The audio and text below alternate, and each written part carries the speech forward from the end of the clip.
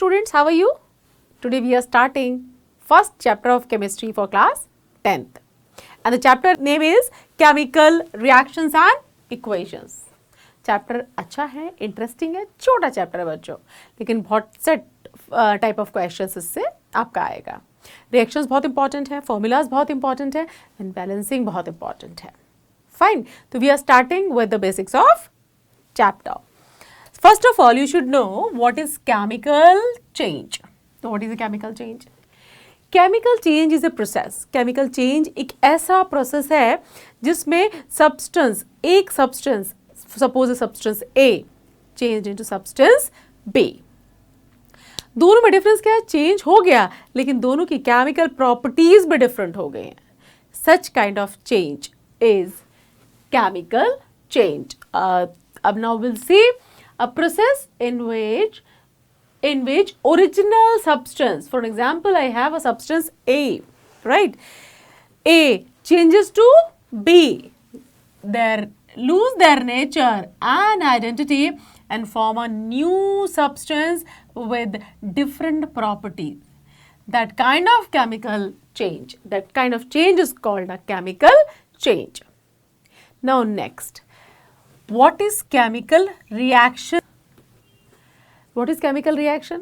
The process through which substance A changes to substance B. जिस process के through वो हो रहा है, वो process है आपका chemical reaction. तो chemical change is a change in which a compound or a substance changing into another compound with the different properties, and process through which substance A changing into B, that process is called a chemical reaction. Now next, examples we are taking. What if you left milk at room temperature during summers? क्या होगा अगर हम kitchen में ऐसे ही दूध छोड़ दें, लेकिन किस कब की बात करें? समर्स की. सबको पता है वो जो आपका मिल्क है वो कर्डी सब्सटेंस में चेंज हो जाएगा. That is a chemical change. किस में कन्वर्ट हो जाएगा? A curdy substance. Some more example we have in our daily life.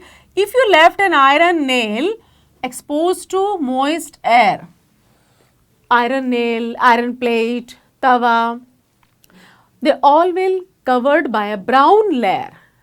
Brown layer, that is called the rusting of iron, is also an example of chemical change in our daily life. Now grapes get fermented. Fermentation of grape, ये आपका example है. Food is cooked. Cooking of food, जो आपका cooked food है वो भी example है. And food gets digested in our body. आपको पता है एनर्जी कैसे मिलती है? जो भी food intake हो रहा है आपका, you are taking food, that food converts into simpler substances. And the substances like glucose after oxidation providing you energy. So that is also a chemical change. So digestion and respiration, both chemical change. These are some examples in our daily life showing that yes, chemical reactions happening in our surrounding as well. Now next, condition that help us to determine the chemical change. How will we come to know the particular change is a chemical change or a physical change or any other kind of change? You have 4 conditions. Any of these conditions, if present there, that is called the chemical change. For example, change in state. State change हो जाता है, जैसे आपका curdy substance बन जाएगा from milk to liquid to solid. वो आपका, तो अगर change in state हो रहा है वो आपका chemical change है. Change in color from green to white, then white to brown or red or something like this, ये आपका केमिकल चेंज है. Evolution of gas, test tube से कुछ भी वेपर्स या एक पर्टिकुलर रिस्क या फ्रेगनेंसेस आपको निकलती हुई नजर आ रही हैं, तो एवोल्यूशन ऑफ गैस है और वो भी आपका केमिकल चेंज है, क्योंकि पहले इसका मतलब गैस नहीं था, अब रिएक्शन के बाद शुरू हुआ, तो definitely indication of a chemical reaction. Change in temperature is also a chemical reaction. So 4 out of 4, any 1, any 2, any 3 and all 4 can be present in a chemical change. change in state, change in temperature, change in color and evolution of gas. These four are indication of a chemical reaction to happen. Now next, representation of chemical reaction. Chemical reaction को आप लिखेंगे कैसे? ठीक है, तो मैंने verbally सब समझा दिया, but you have to write every chemical. How? We have two types or two methods you can say. We are using generally the second one. तो two में one is the आपका word writing pattern. For an example, I am taking a reaction of a chemical change. I have some zinc granules. बच्चों मेरे पास zinc granules वो solid होते हैं छोटे छोटे, तो zinc granules मेरे पास present हैं. I have taken zinc granules and put it into a vessel or a conical flask or a large boiling test tube. Then what else I have? I have sulfuric acid. I have added sulfuric acid to the zinc granules. मैंने क्या किया? Zinc granule में sulphuric acid add कर दिया आपका. अब क्या हुआ? मुझे वो रिएक्शन लिखना है क्योंकि समथिंग फॉर्म्ड इनसाइड, तो वो जो बनेगा वो आपका होगा जिंक सल्फेट और कुछ गैस इवॉल्व होगा हाइड्रोजन. अब मैंने उसको लिखना है, तो ये केमिकल चेंज है बिकॉज जिंक किस में कन्वर्ट हुआ? जिंक सल्फेट में कन्वर्ट हुआ और एक और गैस भी इवॉल्व हुई इसके अंदर. तो मैंने कैसे लिखा? इसको पूरा लिखा जिंक, फिर लिखा हाइड्रोक्लोरिक एसिड या आपका सल्फ्यूरिक एसिड, दोनों में से जो मर्जी लिखें. देन आपका आ जाएगा यहाँ पे जिंक क्लोराइड. यहाँ पे आपका इसको मैं हाइड्रोक्लोरिक एसिड की जगह यहाँ पर सल्फ्यूरिक एसिड ही ले लेती हूँ, सल्फ्यूरिक एसिड. तो वहां पर बनेगा जिंक सल्फेट या फिर अगर ये होगा तो बनेगा आपका जिंक क्लोराइड और साथ में हाइड्रोजन गैस, दोनों कंडीशंस में निकल रही है. तो अगर ये आपका हाइड्रोक्लोरिक एसिड आपने लिया है तो जिंक क्लोराइड फॉर्म हो जाएगा, और अगर हमने सल्फ्यूरिक एसिड लिया है तो आपका बन जाएगा जिंक सल्फेट. तो मुझे पूरा लिखना पड़ा, तो मैंने क्या किया? जिंक पहले पूरा लिखा, फिर सल्फ्यूरिक एसिड या हाइड्रोक्लोरिक एसिड पूरा लिखा, फिर जिंक क्लोराइड या आपका जिंक सल्फेट एंड हाइड्रोजन. तो इस तरह से अगर किसी भी रिएक्शन को हम प्रेजेंट करते हैं तो उसको हम लोग बोलते हैं यहाँ पर the reaction is word reaction या वर्ड इक्वेशन. लेकिन ये बहुत मुश्किल है. Sometime if more than 2-3 reactant then products they are difficult to write. तो इन दैट वेज हम लोग क्या करते हैं? हम लोग लिखते हैं इन टर्म्स ऑफ सिंबल या फॉर्मूला दैट रिएक्शन फॉर्म्ड और the equation is called the chemical equation. तो सिंबल्स और फॉर्मूला, अब मैं इसी को कन्वर्ट कर देती हूँ आपका जिंक. तो मैंने इसके लिए Zn लिखा, सल्फ्यूरिक एसिड की जगह H2SO4 लिख दिया और जो बना ZnSO4 और ये आपका H2 गैस यहाँ पे मैंने लिख दिया. तो इस तरह से अगर हम किसी रिएक्शन को लिखते हैं तो फर्स्ट अगर पूरा वर्ड लिख रहे हैं तो वर्ड इक्वेशन है, और अगर ऐसा नहीं कर रहे, सिंबल्स के फॉर्म में लिख रहे हैं, फॉर्मूला के फॉर्म में लिख रहे हैं, तो उसको हम बोलेंगे यहाँ पर केमिकल इक्वेशन. इस केमिकल इक्वेशन में जो आपका लेफ्ट हैंड साइड है बच्चों, लेफ्ट हैंड साइड का मतलब मैं बात कर रही हूँ जिंक और सल्फ्यूरिक एसिड, यानी ये दोनों जो एरो के लेफ्ट साइड है, ये LH साइड है, ये आपका RHS साइड है. तो ये LHS साइड आपका रिएक्टेंट कहलाएगा और जो ये राइट साइड वाला ये आपका होगा प्रोडक्ट्स. तो याद रखिए रिएक्शन में एरो लेफ्ट साइड रिएक्टेंट और आपका राइट हैंड साइड में प्रोडक्ट्स आते हैं. तो आपको अच्छे से याद रखना है. सबसे पहले मैंने आपको बताया केमिकल चेंज क्या है. तो अगर कंप्लीटली सब्सटेंस ए अपनी पुरानी प्रॉपर्टीज को छोड़ के एक नया सब्सटेंस बी बनाता है तो वो आपका केमिकल चेंज है.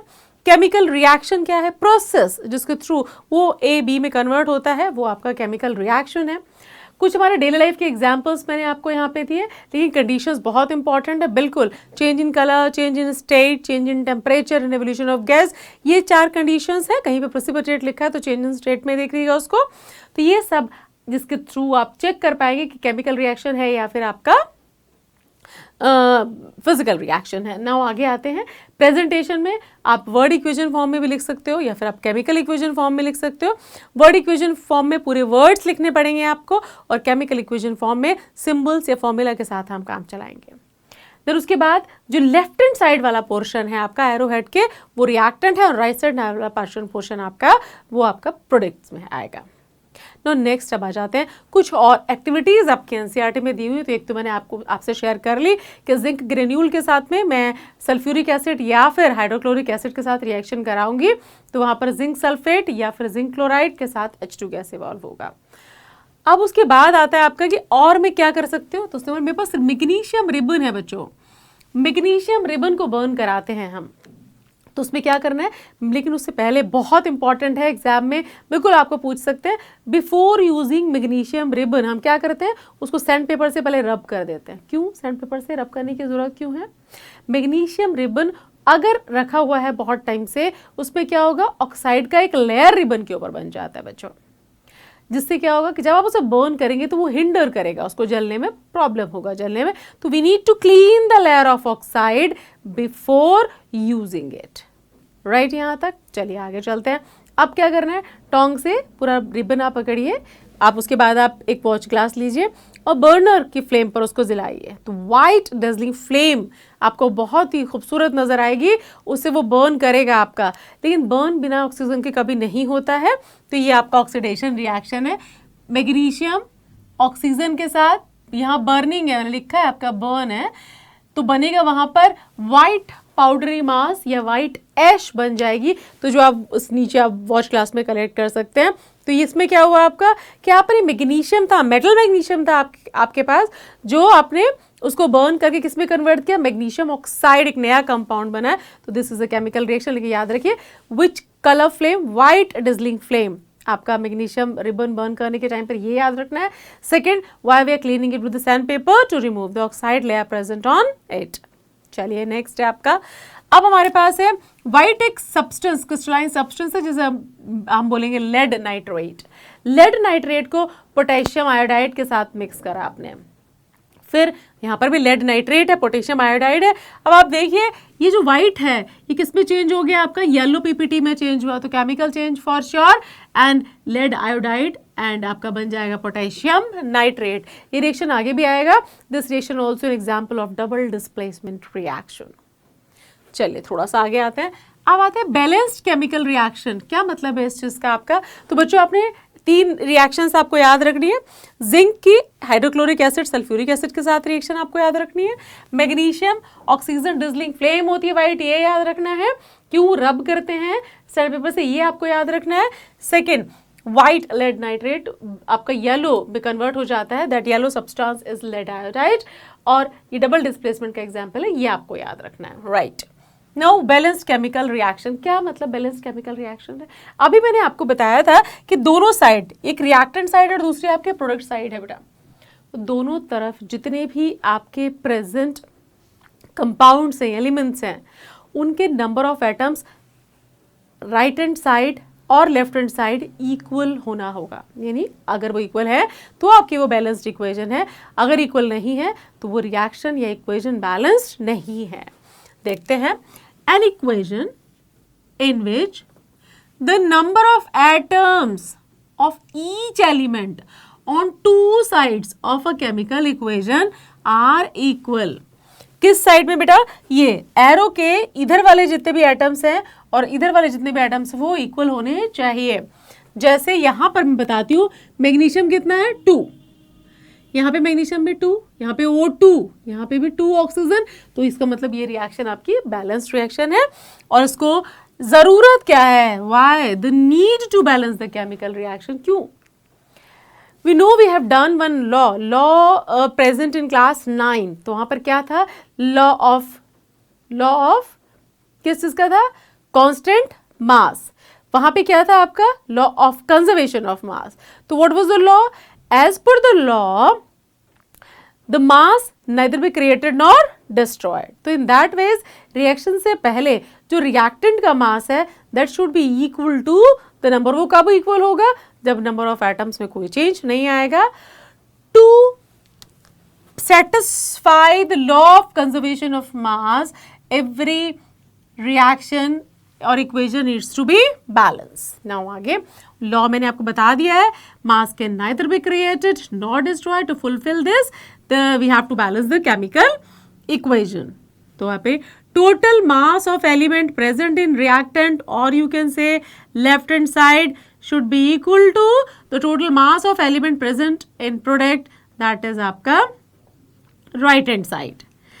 अब आपको 2 नई टर्म्स और आपको बच्चे याद रखना है। बैलेंस तो मैंने बता दिया आपको, स्केलेटल इक्वेशन। स्केलेटल इक्वेशन का मतलब मैंने रिएक्टेंट और प्रोडक्ट दोनों लिख दिया, लेकिन बैलेंस नहीं किया उसको। देखिए यहाँ पर मैग्नीशियम कितना है, 1 है, यहाँ पर मैग्नीशियम कितना है 1 है, यहाँ पे ऑक्सीजन कितना है 2, लेकिन यहाँ पर कितना है 1 ही ऑक्सीजन है।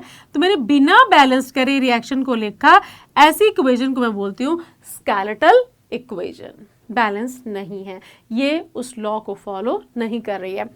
अब इसको क्या किया मैंने, बैलेंस कर दिया है, तो ये आपकी बैलेंस्ड इक्वेशन है यहाँ पर।